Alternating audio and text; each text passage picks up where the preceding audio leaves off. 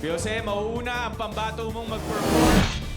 Gaano ka kakampante na patataubin nyo ang pambato ni Big?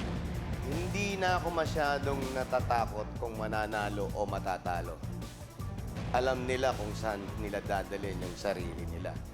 Pero sa pinakita nila at yung ginawa nila ngayong gabi, sabi ko, na lalagyan ko ba ng ganito? Lalagyan ba natin ng ganyan?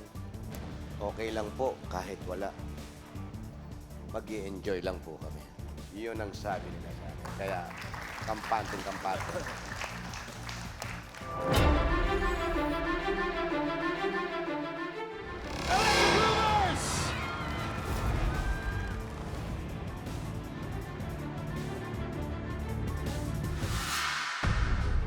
Grabe talaga ang disiplina ng mga bata na to.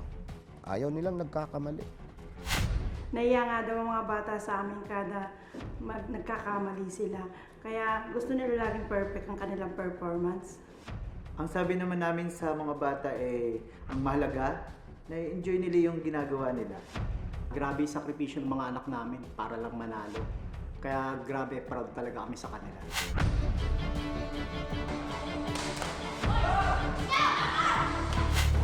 Ituloy niyo yan mga pangarap niyo. Dapat gano'n kaya mas galingan niyo pa. Let's!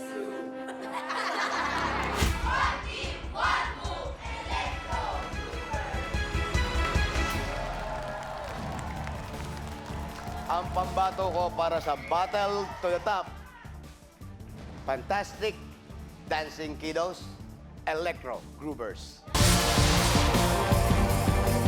Welcome back to Battle of the Judges. Napanood natin kanina, super talented na mga dancing kiddos, ang Electro Groovers. Miss Annette, nandito boy. Tingin niyo po ba nag-level up po ang kanilang performance? Miss Annette? Masasabi ko lang, pag pinapanood ko sila, tuwing pinapanood ko kayo, gumagaan yung loob ko, ngumingiti yung puso ko. Parang ang saya-saya, ang sarap niyong panoorin, as in, ang sarap-sarap-sarap niyong panoorin. Congrats. Thank you, Miss Annette. Tito Boy? I'll build on what Annette said. Ang sarap maging bata, ang sarap sumayaw, ang sarap maging masaya. Yun yung vibe na inyong naibibigay sa amin. Thank you, Tito Boy.